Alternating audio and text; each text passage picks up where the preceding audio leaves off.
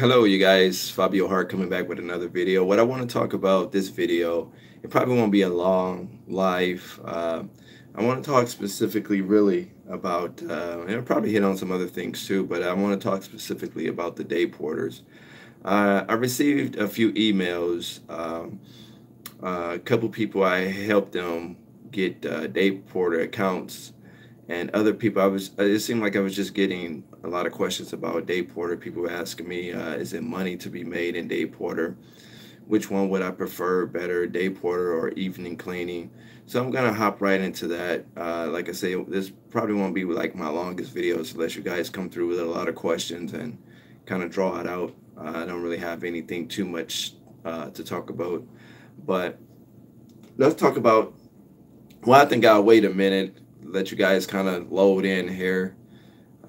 If you're just joining me, I want you to go ahead and like, share, and subscribe. Go ahead and like, share, and subscribe. If you're just joining in, I'm going to give it a minute or so, and I'm going to hop right into it, guys. So I'm going to put on some motivational stuff as we wait here.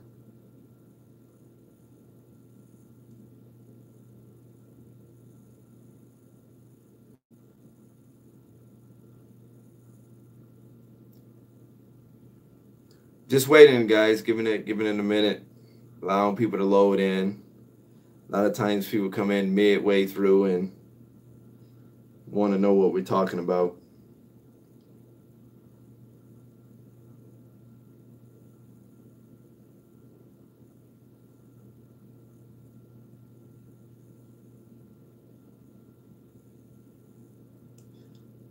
Hope I don't get jammed for this.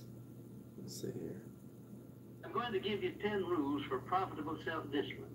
These are rules of my own making. They're very homely, some of them, but they'll be very helpful. And number one is keep cool when other people get hot. I know you can agree with that one, but I'm not so sure that you'll always live up to it. We're inclined, all of us, to get hot when the other fellow gets hot. I'll start in a minute, guys. When the other fellow starts saying angry things. I was in the home of the president of a big electric power company one evening when there came a storm, and he called up one of his head men to go out just and let take care of people join in, guys. I'm giving it a little time before I jump right into it. On Sunday evening, the man was gone about 2 hours, and when he came back, he came up on the front porch of the home of this man and called him out on the porch, and I never heard a man get such a tongue lashing in all my life as this president of the electric power company gets. Says, you blankety blank blank, you think because you're the president of the company, blankety blank blank, and I'm just as good as you are, blankety blank blank. Oh, it was terrific. I only heard one side of the conversation because there was only one side of it. One man was doing all the talking, and one man was doing all the listening. Just bear with me, guys. I'm allowing everybody to kind of load in a little bit. And had nothing more to say. He was mad, you see, because they called him out on this stormy night. If you just joining me, like, share, and subscribe. Like, share, and subscribe. The man was a little bit hot, wasn't he? That's all he said. A little bit hot, wasn't he? I expected any moment to hear a fist begin to fly out there. All right, I'm gonna go ahead and jump. I'm gonna go ahead and jump right into it, guys. Okay. So I got an email. I helped someone with a deal on a day porter account. Okay, now most of the times when I get emails and people want me to help them get into a contract or want me to help them with their estimate or give them some type of advice, most of the time it's about evening cleaning, guys. Okay, I have way more evening cleaning jobs or after hour jobs than I do day porter jobs. Okay, but let's talk about it. I don't talk a whole hell of a lot about day porter here on my channel. So let's talk about it. Someone asked me, is there money to be made in day porter? Okay, as far as just working daytime hours. And it's money to be made. You can make money in it, a significant amount of money. The thing is, the headache is a little bit much more higher, right? You got a higher level of headaches with that opposed to the evening cleaning. Okay, so obviously what I found from, daytime cleaning opposed to evening cleaning is you generally working side by side with the staff, with the supervisors, with the uh, with the clients themselves. Like for an example, I have a nursing home, right? We have a nursing home that we clean. It's a day porter account. Okay, that account is a headache because you're dealing with the nurses, you're dealing with, you know, supervisors of the nurses, you're dealing with the actual client there, the person whom they trying to nurse the health and etc. So it's a lot of different levels. You got to work around these particular individuals. These people are sickly, so there's a lot that's going on with it. Now the check is pretty decent, but I get way bigger checks working in evening cleaning accounts than I generally do with my day porter accounts. But you can make money. I don't want to say this and deter you guys from going after day porter accounts. Now, day porter accounts will allow you longer hours because a lot of times with day porter accounts, at least with some of the ones that I have, they have a day shift and then they have an afternoon or evening shift. So a lot of my day porter accounts, guys, they might go in from like 8 a.m. to 3 p.m., right? And then it might not start up again until about 5 o'clock or 6 o'clock in the evening and carry throughout the rest of the night for the evening time cleaning, right? But you can make a whole hell of a lot of money. It's just a lot of times they're more nitpicking. A lot of times they ask you to do more things that you wouldn't necessarily have to do, or it's not part of your duties to do. And like I get calls all the time, well, not all the time, but quite a few times I get calls where a client might ask, you know, one of my people to do certain things that we wouldn't typically do. So instead of my employee doing that job, they would ask me, hey, would it be okay? Or ask one of my supervisors, would it be okay? Or am I supposed to do this? Should I do this? They ask me to do this. They ask me to do that.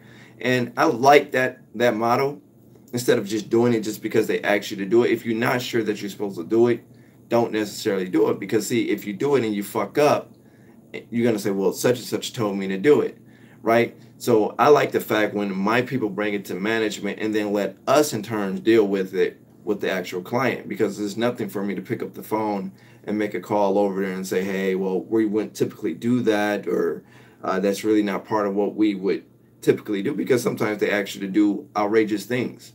You know, if they got a bed or something going on and they might ask you, can you move this from one room to another? I mean, what they can ask you is just crazy, some of the things that they can ask you. And I'm just using this as an example for the nursing home that we do day porter at. So again, day porter accounts, it's money to be made in it. I generally prefer the evening time cleaning because a lot of times you're there by yourself, or you're there with another coworker that's helping you with the cleaning, that's helping you clean. Okay, so I'm not the biggest fan of the day porters, but it's a lot of money. If that's the niche market that you decide that you want to go with, and you want to attack like nursing homes or facilities that would allow you, like plants or industrial buildings that would require you to be there in the daytime along with the afternoon or evening time staff, then just make sure you can staff it, and by all means go for it. But if I had to tell somebody like right off the gate, they asked me, hey, Fabio, what should I start with? Should I start with the daytime or should I start with the evening time cleaning? Inevitably, I will tell you to start with the evening time cleaning. Okay, I just feel like that's that's a better position to be in from a financial standpoint. From a financial standpoint, it kind of give you more freedom. At least with the day porter, like if you don't have a staff, then you have to be there, right? Until you develop and train a staff and get a staff in there to help you, then you don't want to have to be in there, right? You don't want to have to deal with the headache. You don't want to have to deal with the people, okay? What's good, bro? Especially when you're cleaning the restrooms and customers usually get mad. Yeah, that's another thing, you know. They get mad. They say, well, you haven't been cleaning the restrooms. Or when was the last time you cleaned the restroom, especially in the women's restroom. And men's too, you know, they urinate on the floor, but women can be, not to be sexist or make it one way or another, but sometimes women can be a little bit more nastier, if you will, and it create a big thing in a workplace, okay?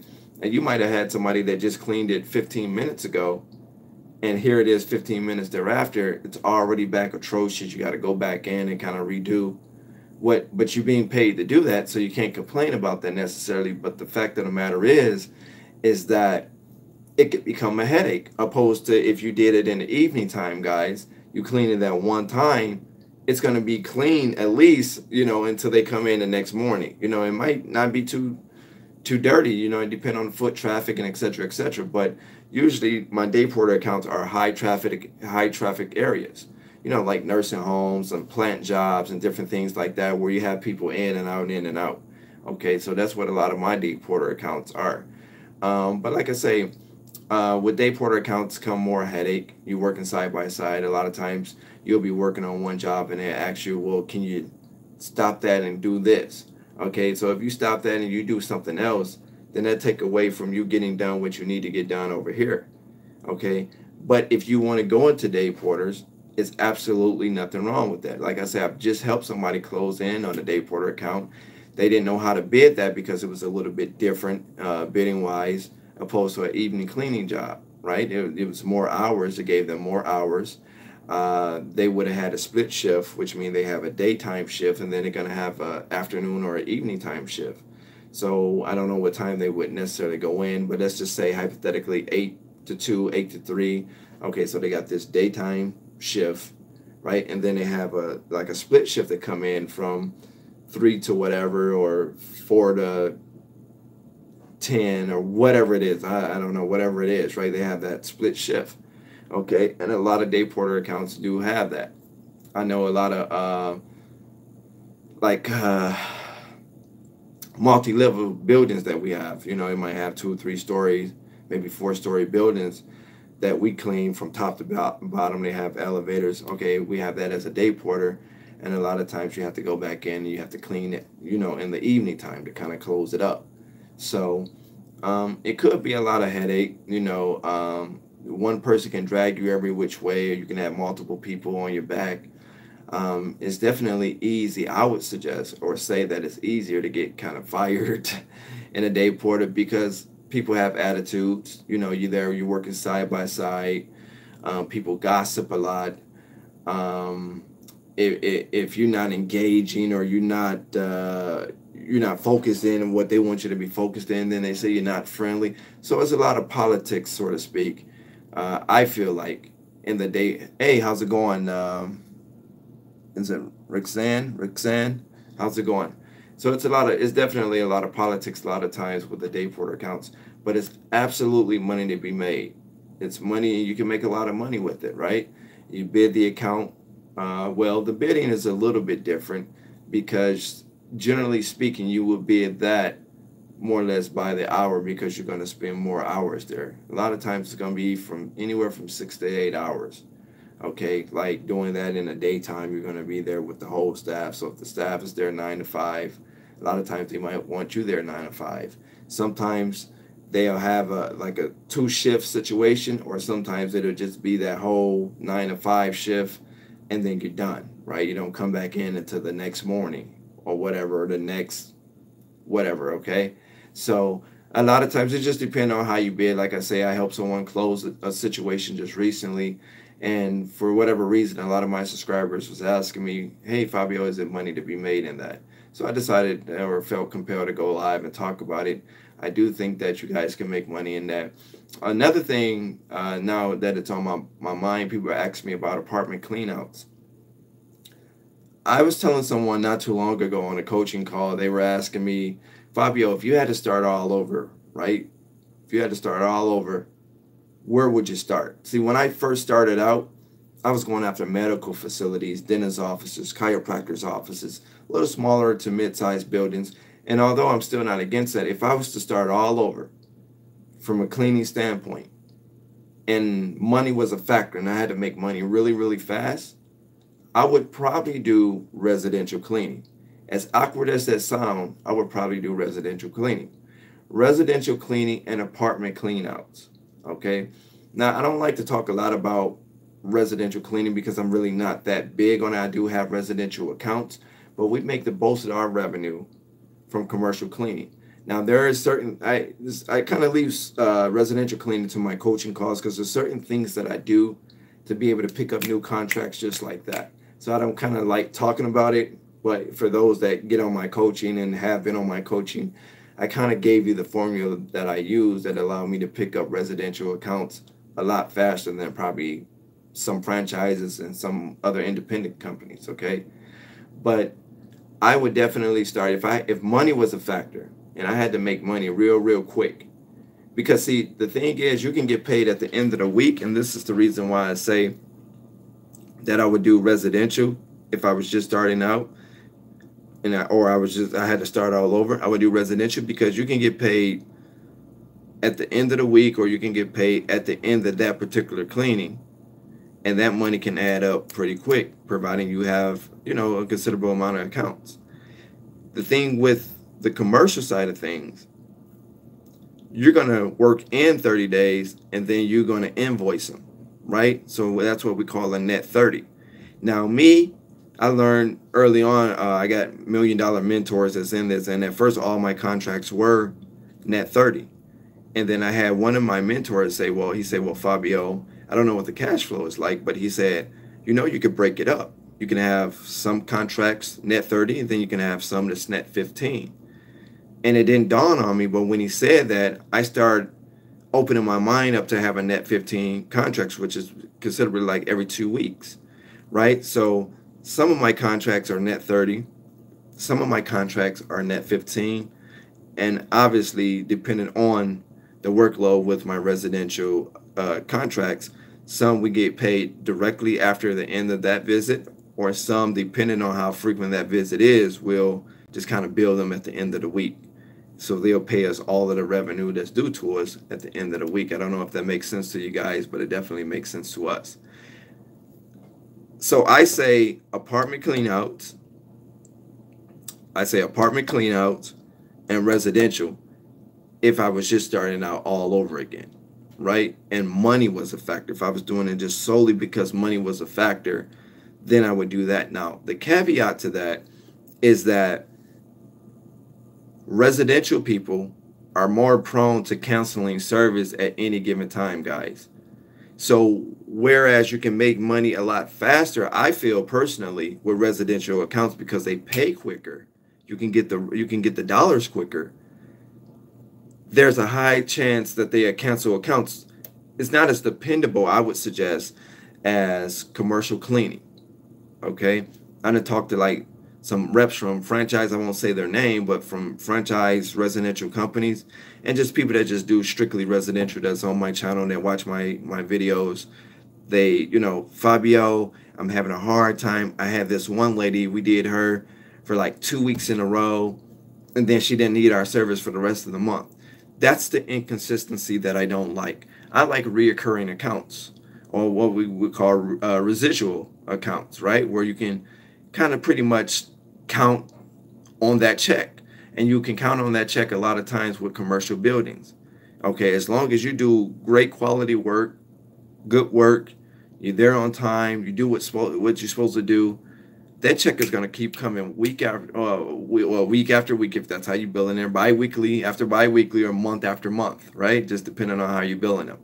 Now, I wouldn't suggest that you bill out weekly when you're dealing with these commercial accounts, because a lot of time commercial companies pay all of their bills at one time. Like they cut the check, make payments for all of their bills, the lights, the utilities, the vendors, the landscapers, the security companies that they make all of their checks out at one time.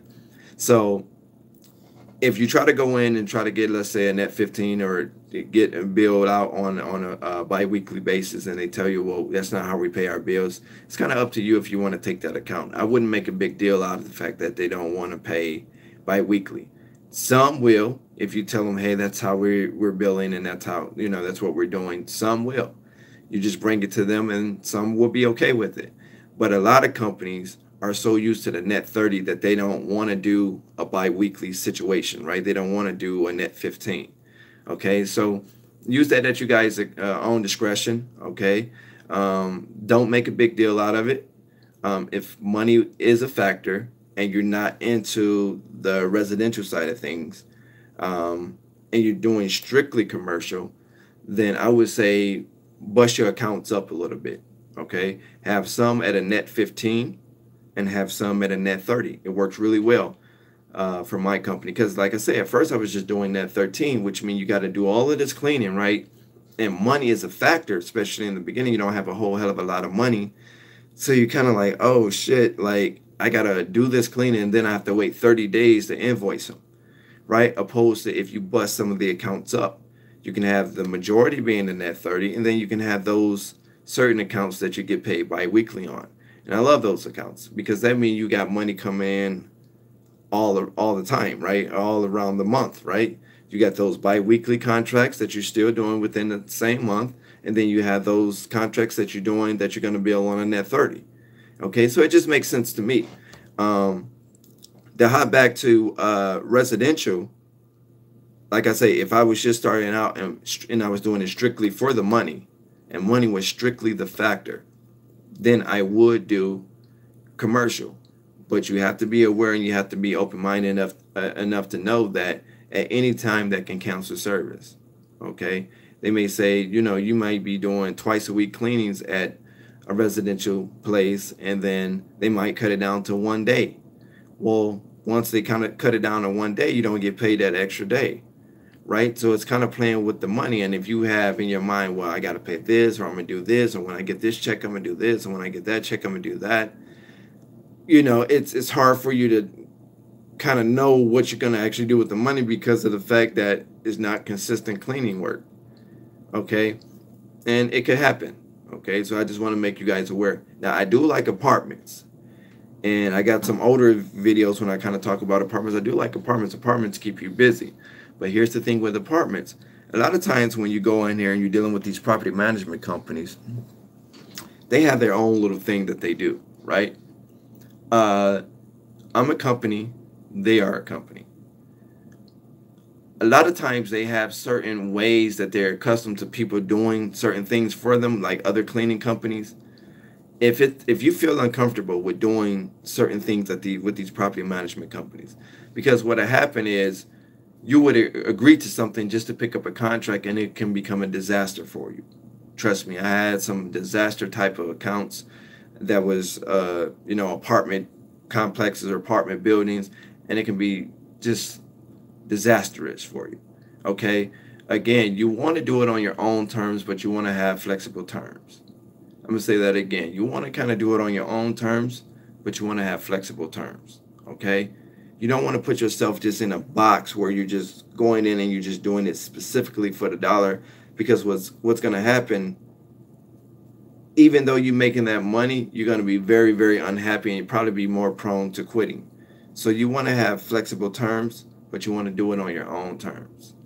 Okay, and a lot of times, like I say, that steady income, you know, as long as there's evictions and the units that need to be prepped and ready, get, you know, back ready for the marketplace to be rented out, you'll always have business. Okay, you'll always have business. And if you sign yourself up with the property management company, a lot of times they have several different apartment complexes or buildings that they manage, that they cover. Okay, so once you sign up with that property management company, you will stay busy because you're not just doing apartment A. You got apartment A, you got apartment B, you got apartment C, right? You got all these different apartments that you go to that you contracted through the property management company and they do. Okay, so it'll definitely keep you busy, but bidding on the apartments is the tricky thing. Okay, because you got what they call efficiencies, you got what they call studio apartments, you got 1 bedrooms, you got 2 bedrooms, you got 3 bedroom apartments, right? You got what they call condos or townhome apartments, right? You have these different variations, different sizes, different square footage, different bedrooms, different workload, right? Some apartments might be a lot nastier than others. So people ask me all the time, well, Fabio, how do you charge for apartments? I like to do it on a unit by unit basis, right? Because if you just hypothetically say, well, and I did this in the beginning and it was okay, but I found myself leaving money on the table. Like if you just give them a flat rate and say, I'll clean this whole apartment for $200 or $100 or $90, right? I think the lowest I went did $90 because it wasn't a lot of work that needed to be done in this specific unit, and I'm thinking, okay, I can get in and out of here. I can get this done probably in about an hour, maybe an hour and a half. $90, not bad. I get in, get out, I'm done. But what I wasn't thinking about is other apartments that I had to clean that might not have been as clean or as tidy or as neat as this apartment was, right? So you might get another apartment that you go to. The stove is atrocious. The refrigerator is atrocious. They got mad because they got evicted, so they just spilled spaghetti sauce all over the floor. They just fucked the unit up. Okay, so now come more work, come more money. So that's why I like to tell people when you set these deals up, and I can go more into detail. I generally do when people ask me about it on a coaching call or if you email me or something like that. For those that's into apartment cleanouts, I can kind of go in more detail about what I'm talking about. But you will want to do it a unit by unit basis, because a unit that I might charge, let's say $90 for just a basic clean, that's just a one bedroom, it's going to be different with a two bedroom, different with a three bedroom, different with a condo, right? Or with an apartment townhouse, right? These are different square footage, different sizes, different workload, different things that need to be done. Okay, like I said, I generally cover that in the coaching, or if someone have one or two questions about it, I'll get the information back over to them via the email or whatever. But it's a lot of money to definitely keep you busy. So if you want to stay busy, you want to feel accomplished, you want to feel like you're really doing something working, I would probably suggest you to do the apartment cleanouts. Now, lately they're becoming a lot tougher to get into, but once you get into them, it can be a gold mine. It is money that can be made in them, but it's becoming a little bit tougher to somewhat get into. Okay, so if you can align yourself with the right property management company, guys, I feel like you have a gold mine. You definitely have steady work. You might want to have a great team that you train really, really well. Okay, because you're going to need a great team. You're not going to be able to do all of these units by yourself. You're going to wear yourself out. Your workload, your worker becomes sloppy, and then eventually they're going to let you go. Okay, so you want to have a nice, a superior team that you train, that you look after, that you make sure is on everything when they go into these different apartments, these different units. Okay, so hopefully we kind of covered everything. I just wanted to kind of touch bases. Like I say, the base of this video was about day porter. People were asking me, was there money to be made in day porter? It is. You can make a lot of money doing day porter accounts. The only thing is they could be massive headaches just depending on the type of facility you're in and exactly what the workload is, and just the whole dynamics of that particular facility. Okay, it's money to be made. Keep in mind that you want to have the manpower for a day porter, because it's going to be a lot of times it could be a fast-paced environment. Okay, and you don't want to just be cheap and hire one or two people for this big facility that you do a day porter at, and things are not getting done in a timely fashion.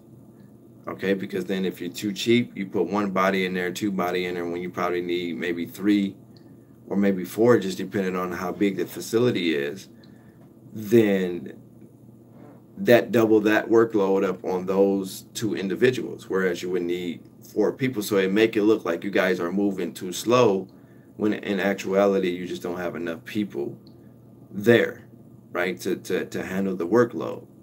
Okay, so be mindful of that, and also be mindful that it's a chance that it could be a split shift.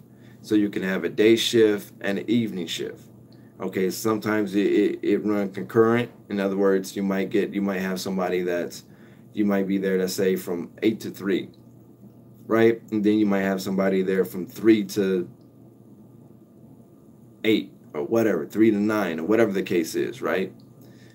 Or sometimes it'll be split. You might have somebody from 8 to 3, and then you have somebody that come in from 5 to whatever, right? So you have those gap hours in between there. Okay, you have somebody come in from 5 to whatever time, they kind of pick up where the daytime left off, for the evening shift, or the evening thing that's going on. Okay, so you guys want to make sure you have the manpower. If you don't have the manpower, that's a quick way to a disaster in terms of with having a day porter contract. So you want to make training is very, very important. period across the board, but definitely important with the day porter situation. Okay, so that's pretty much all I really wanted to talk about, guys. I didn't really want to go too long. Hopefully, I clarified a lot of things. Shout out to the person that I did help that to get into the day porter account. And if you guys need to reach me, you know how to do that by now. It's bookfabiohart@gmail.com. That's BOOK, F like Frank, A like Apple, B like boy, IOHART@gmail.com. Also, keep in mind, like I said, guys, if I was to start all over again and I had to do it from the top, and I was doing it strictly for the money, and money was a factor, then what I would do is jump into the residential, right? Because I can get paid a lot faster. But if you're looking for a more concrete, certified way of making money, and you're okay with the net 30, which means you're okay with toughening out for those 30 days until you able to invoice them for that net 30, then I will go the commercial route, right? What I wouldn't try to do, and I've spoken on this many times with other videos, what I wouldn't try to do, guys, is try to run both companies together. Okay, it just doesn't work in the beginning. I personally don't believe it does. All right, because you kind of find yourself trying to figure out what you should market. Like, should I market my commercial cleaning side, or should I market my residential side? Right? You kind of find yourself battling. But when you've made money in one area or another, whatever niche you decide to go in, residential or commercial, it's easy to make that transition into another part of cleaning, whether you're doing residential, whether you're doing carpet cleaning, whether you're doing even landscaping or any other service or painting or whatever the case is, right? It's easy to make that transition because you have income in one area right now. So it's not that you need to be all over the place. You just decided that, hey, I'm doing pretty good on the commercial side. Nah, I just want to throw my hand in residential, or now I just want to throw my hand into VCT floor care, or now I'm just throwing my hand into power washing, window wash, whatever the case is. Okay, so start with one niche at a time and grow. Even if you want to be just a full service cleaning company, okay? If you want to be a full service cleaning company, it can absolutely happen, but I wouldn't suggest you try to be everything to everybody all at the beginning. Okay, get your foot wet in one niche, make a significant amount of money in that particular niche, and then go into another niche. Okay, whether it's carpet cleaning, window cleaning, floor care, window washing, power washing, whatever the case is, parking lot cleanup, whatever the case is. Okay, so there's a lot of different areas of cleaning that you can go into, and you can make money in all of them. Somebody asked me just recently about foreclosure cleanouts. It's money to be made there. It's money to be made there. You can do foreclosure cleanouts. Same thing. You hook up with a property management company. They got foreclosures galore, right? It'll always kind of keep you busy. I'm real big on teaming up with property management companies, as you guys can see. Okay, because they can definitely keep you busy, and they're the ones that really cut the checks. Okay, so you team up with them. They keep you busy, keep that income coming through, right? Now, again, with property management companies or with certain residential side of things, a lot of times you can have your peaks where you slow up, where it's up and where it's down. Okay, you have your peaks where it's up and it's down. You don't really so much hey, how's it going, R Melendez? You don't so much have that going on with commercial. Generally, if you're supposed to be there Monday, Wednesday, and Friday, that's going to happen all year. Monday, Wednesday, and Friday. You're going to be Monday, Wednesday, and Friday. Monday, Wednesday, and Friday. You're going to be there month after month, year after year, Monday, Wednesday. You know the schedule that you have when you're with that commercial side. But on the residential, like I say, when you're doing residential cleaning, a lot of times, guys, it can be up and down with the schedule, right? You can have a full great month in the month in January, and then February creep around, and then you don't have too much on the schedule. Okay, the same thing with when you're dealing with property management companies. Like I say, with apartment buildings, it's a lot of apartment complexes. It's money to be made, but you will have those peaks. Now, when you get, let's say you have 20 units to clean, they're all going to have deadlines. That's another thing I forgot to mention. They will be pressing you guys for deadlines, okay? Because they want to get these units. Not only do they have to get these units clean, but they have to get these units re-carpeted. They have to get these units repainted. They have to get new appliance in the unit, right? So they have all of this stuff. So they have deadlines in which they want to get these units clean and put back together so they can get them back on the market for rent. Okay, so again, with the apartment cleanouts, it can be a very fast-paced type of situation, but it can be a lucrative income in it too.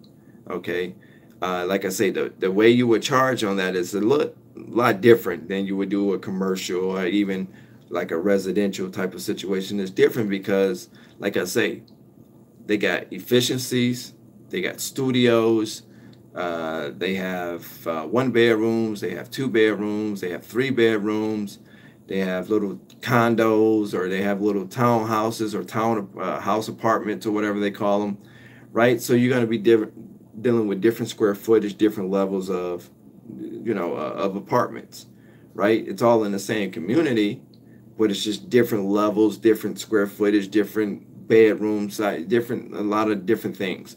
So you don't want to charge the same thing for every unit. And a lot of times they'll push you to that, or they'll tell you, well, the last company we had, we were paying them X, Y, and Z per unit. Okay, that's bullshit. And if they were, that don't mean you have to do that. Okay, they're just telling you that because maybe you might take that deal. Okay, again, I say working on a unit by unit basis, because like I say, some units are atrocious and so some units aren't so bad. Okay, so for the units that's not so bad, you can kind of clean that really quick, do a good job, get that out the way, right? And then you got those units that's atrocious, that's going to take a little elbow help, right? A little muscle to it, right? You have to, maybe spray the solution on it to break it up, to soften it, whatever that the situation, whatever they have there, you have to soften that material up, right? Might even have to let it sit.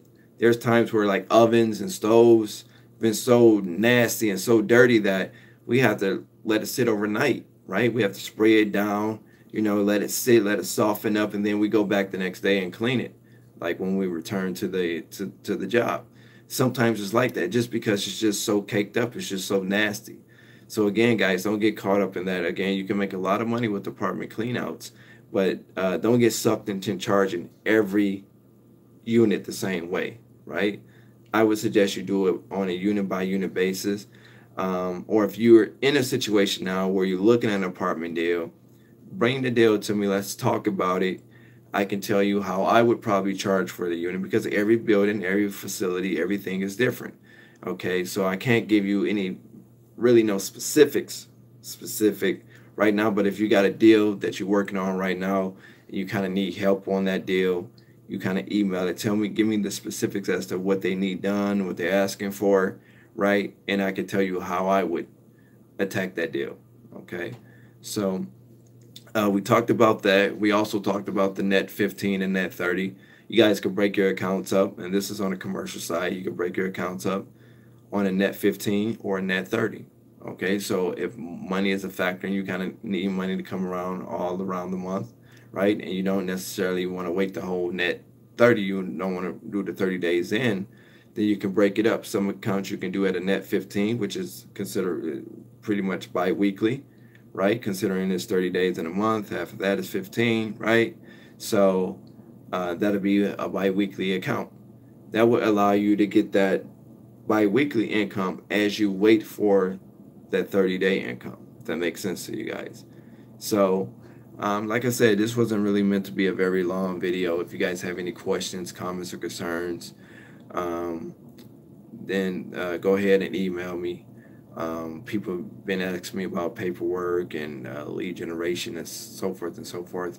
Got any questions about that, go ahead and email me. But other than that, I'm going to go ahead and stop it right here. The only person that can ever stop you from starting up your own dreams and making it to the top is you. Take care, guys.